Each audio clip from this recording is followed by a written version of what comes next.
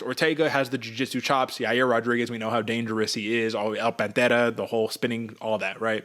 This is what's important, though. If you looked at the aftermath of that fight, injury aside, one guy was a little more busted up than the other, and it wasn't the guy you'd expect. It was Yair, right? He got caught. I don't remember what he got caught with, but he had a nasty little mouse underneath his eye, cut up, all that. Ortega, we have not seen this man fight since, 2022 in that last fight against Yair where, he got hurt. So you've been out. He says that he's been revitalized, he's evolved. That's what they all say, right? But the reality is he has been the biggest question mark in this division because people say, how have you been a top 5 fighter and you haven't fought in 2 years? So first, before we jump into the numbers, are we getting an advantage at Yair Rodriguez with similar? I mean, look at this, minus 170 open, plus 140 comeback. If I'm looking at the real odds right now, live odds, minus 160 Yair Rodriguez. Are we like hitting a smash spot Yair Rodriguez given Ortega is being estimated on 2022 Brian Ortega, not 2024, which we haven't seen? What do you think? I mean, instantly, Derek, I think smash spot for Yair Rodriguez on this one because there's so much uncertainty with what's going on in Brian Ortega's just training camp, career, life, however you want to phrase it. He gone 2 years. What happened in that 2 years? Has he become a new fighter? I doubt it. Has he polished up the striking a little bit, added a little bit more head movement or nuances in which he can surprise Yair Rodriguez in this one? Maybe. That could be a possibility, Derek, but if history has shown anything, a lot of fighters at this upper echelon don't really grow leaps and bounds because there's only so much you can accomplish.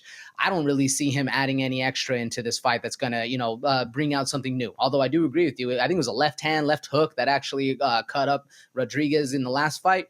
But, I mean, we've seen how well Rodriguez has or Yair has been able to advance forward in his own career in ways in which he's able to dominate the opponents and take the fight where he needs to go.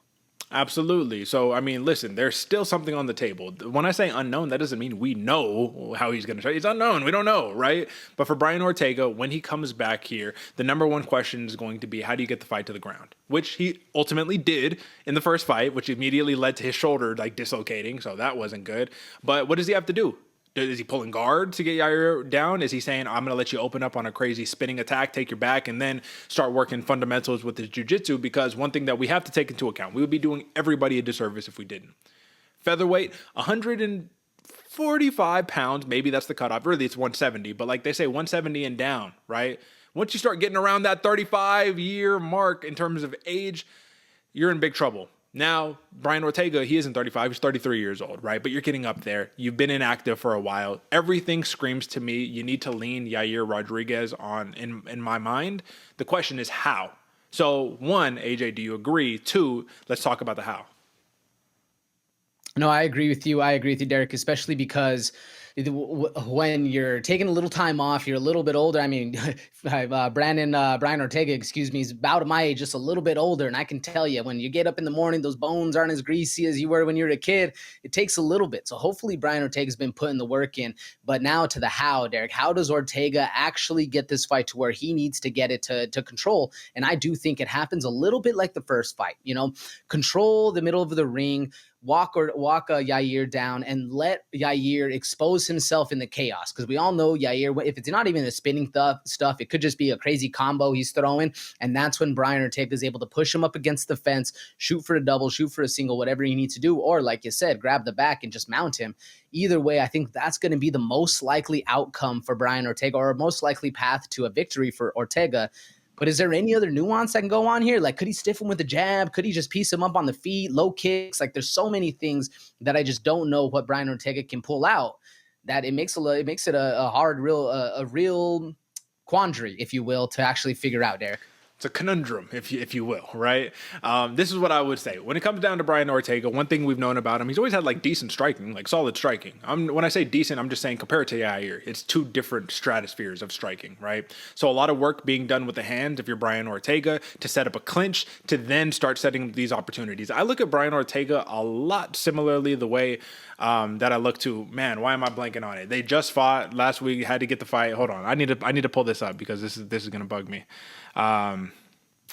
Mackenzie Dern. There we go. Why did I blank on that? That's such a high level person, right? Somebody who is super duper skilled, but doesn't quite have the offensive wrestling to get the fight where they need to. So what do they have to do? Just find out other creative ways. Get to the clinch, do all that good stuff.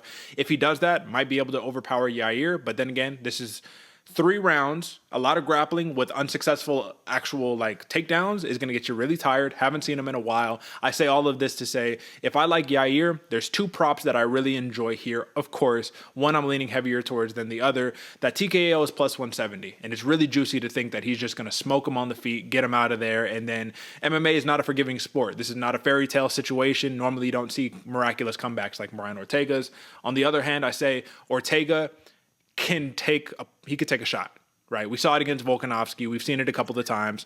Plus 250 decision for Yair. What do you think? I like that, Derek. I was hoping that was the one you're going to say, because I think there's a lot of juice in there, especially because these boys, they're going to come out aggressive, but they're also going to come out a little bit cautious because they know how dangerous the other opponent is at their specific craft. I really like that plus 250 decision. Do you think Yair comes out conservative? It all comes down to me. How does the first round look? If it's guns blazing in the first round, because one, you've already felt what the other person has, right? You already know. Yair probably is coming in with an extra level of confidence, being like, listen, injury or not, I know where this fight was going. Ortega's probably like, you have no idea where this fight was going, bro, so I'm going to show you a thing or two. But how aggressive do you think each fighter comes out in round one? Because that determines whether we really jump on that decision play or if we're maybe leaning towards a finish.